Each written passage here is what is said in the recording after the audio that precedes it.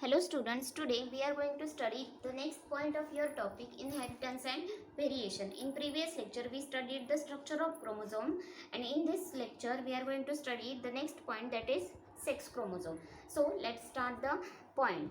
The chromosomes which are responsible for the determination of the sex are known as sex chromosome, and it is also known as allosomes.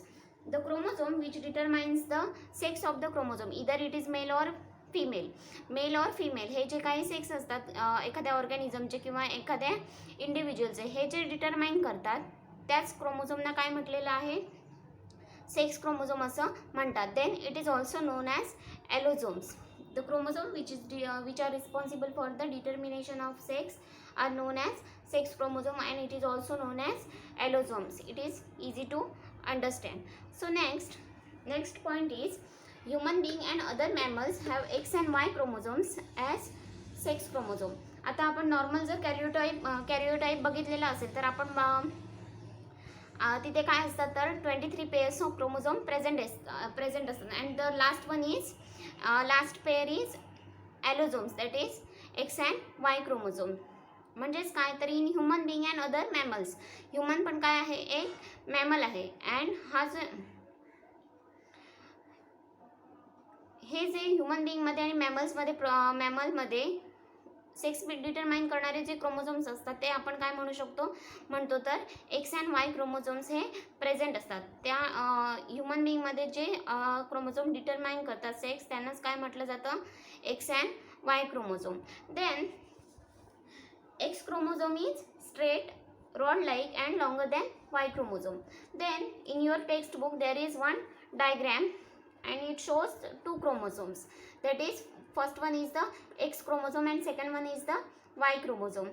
So here we can see that X chromosome is straight and rod-like and longer than Y chromosome. आपल्याला काय बघू शकतो आपण डायग्रामवरून आपल्या लक्षात येतं की Y chromosome हा काय आहे, शॉर्ट आहे then the X chromosome. Then X chromosome is longer than Y chromosome. So here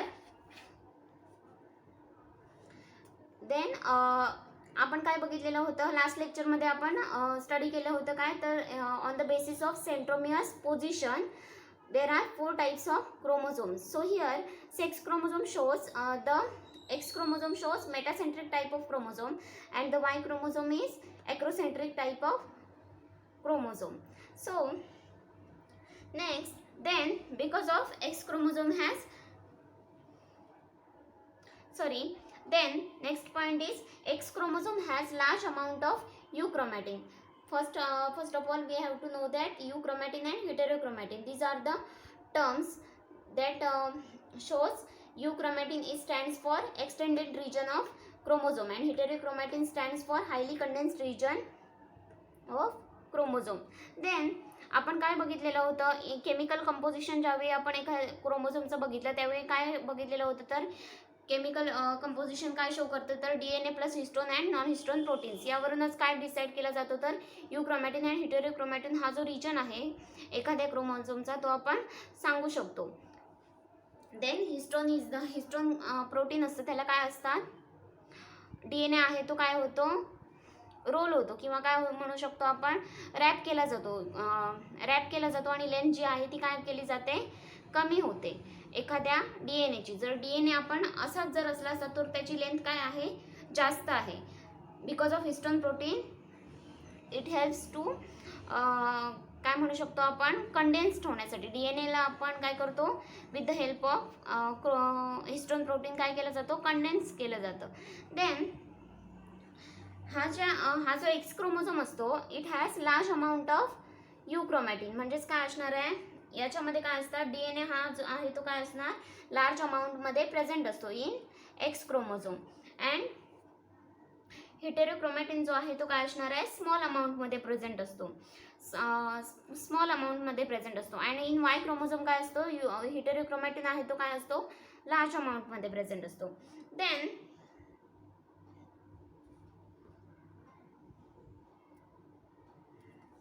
याचमुळे काय असणार आहे, एक्स क्रोमोझोममध्ये हाय अमाऊंटमध्ये काय प्रेझेंट असतो, युक्रोमॅटिन प्रेझेंट असतो. Because of that it is highly active, genetically active असतात हे जे क्रोमोझोम्स असतात ते. आणि इन वाय क्रोमोझोम काय असतो, युक्रोमॅटिन हे काय असतं, व्हेरी लेस अमाऊंटमध्ये प्रेझेंट असतं. त्यामुळे ते काय असणार आहेत, लेस ॲक्टिव्ह असतात किंवा इनर्ट असतात. म्हणजेच काय तर ते त्यांच्यामध्ये जेनेटिक जी कॅरेक्टर्स असतात ती काय असतात, कमी प्रमाणात असतात, लेस अमाऊंटमध्ये प्रेझेंट असणार. Then both the x and Y chromosome show homologous and non homologous region. आता होमोलोगस आणि नॉन होमोलोगस रिजन हे मी तुम्हाला काय आहे, पहिल्या लेक्चरमध्ये ज्यावेळी आपण जेनेटिक टर्मिनॉलॉजी स्टडी केल्या त्यावेळी तुम्हाला सांगितलेलं होतं, homologous and non homologous. Homologous chromosome म्हणजेच काय बघितलेलं आपण, the structurally and functionally identical chromosomes are known as homologous chromosome. त्याचप्रमाणे काय असणार आहे, homologous region and non homologous region असणार. आता आपण बघितलं की एक्स अँड वाय क्रोमोझोममध्ये काय आहे, एक आर्म जी आहे ती काय आहे, लॉंग आहे, आणि वाय क्रोमोझोमची एक आर्म आहे ती काय आहे, शॉर्ट आहे.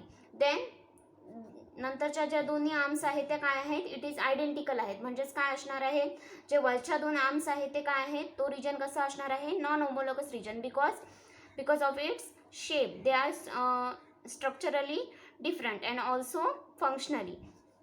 अँड खालचे जे दोन आर्म्स आहेत ते कसे असणार आहेत, it is known as homologous region. कारण का तर ह्यांचं काय आहे, they are structurally same and functionally same. So इथेपर्यंत तुम्हाला समजलं असेल. देन होमोलोगस रिजन जो आहे तो काय करणार आहे, सिमिलर जीन्स रिप्रेझेंट करणार. अँड नॉन होमोलोगस जीन आहे तो काय करणार, डिसिमिलर जीन्स शो करणार. देन नेक्स्ट पॉईंट काय असणार आहे, आता क्रॉसिंग ओव्हर होतं. म्हणजेच काय होतात, जेव्हा ऑर्गॅनिझममध्ये काय केले जातात, एखादं काय होऊ शकतं, एखादं कॅरेक्टर काय होतं, डिफरंट टाईपचं दिसतं.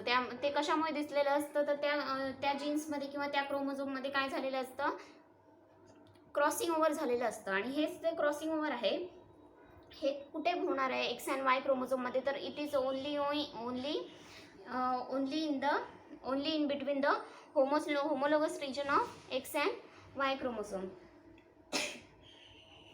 म्हणजेच काय, हे जे होमोलोगस रिजन आहेत त्यांच्यामध्येच फक्त काय होणार आहे, क्रॉसिंग ओव्हर होणार आहे. आणि काय होणार आहे, जेनेटिक कॅरेक्टर्स आहेत ती काय केली जाणार आहेत, ओव्हरलॅप केली जाणार. क्रॉसिंग ओव्हर म्हणजे काय ते आपण नेक्स्ट आपण काय करणार आहोत, नेक्स्ट पॉईंट्स जे आपण स्टडी करणार त्यावेळी बघणार आहोत. Then crossing over occurs only in between the homologous region of x and Y chromosome. X and Y क्रोमोझोमचा जो काय असणार आहे, होमोलोगस रिजन आहे, तिथेच काय होणार आहे, क्रॉसिंग ओव्हर ही प्रोसेस आहे ती काय होणार आहे. Then in non homologous region of x chromosome is longer and contains more gene than that of the non-homologous region of Y chromosome. म्हणजेच काय असणार आहे, नॉन होमोलोगस रिजनचा जो काय असतो पार्ट असतो त्याच्यामध्ये एक्स क्रोमोझोमचा जो पार्ट असणार आहे नॉन होमोलोगस रिजनचा, त्याच्यामध्ये काय असणार आहेत, हाय अमाऊंटमध्ये काय असणार आहे, जीन प्रेझेंट असणार आहेत. And in y chromosome, in non homologous region of y chromosome there are small amount of genes are present. Then next point is X-linked genes are present on non-homologous region of X chromosome. म्हणजेच काय तर x link आणि Y link gene असतात जे काय करतात, sex determine करतात. ते कुठे प्रेझेंट असणार, तर नॉन होमोलोगस जे रिजन असतात त्यांच्यामध्ये काय प्रेझेंट असणार आहे, एक्स नॉन होमोलोगस रिजनच्या एक्स क्रोमोझोमच्या नॉन होमोलोगस रिजनला काय असणार आहे, एक्स लिंक जे जीन आहेत ते प्रेझेंट असणार. देन वाय क्रोमोझोमच्या नॉन होमोलोगस रिजनला काय प्रेझेंट असणार आहे, वाय लिंक्ड जीन प्रेझेंट असणार आहे. So here the point is completed. In this lecture we have studied that the chromosome which are responsible for the determination of sex are known as sex chromosome, and it is also known as allosomes. Then in human being and other mammals, X and Y chromosomes as a sex chromosome.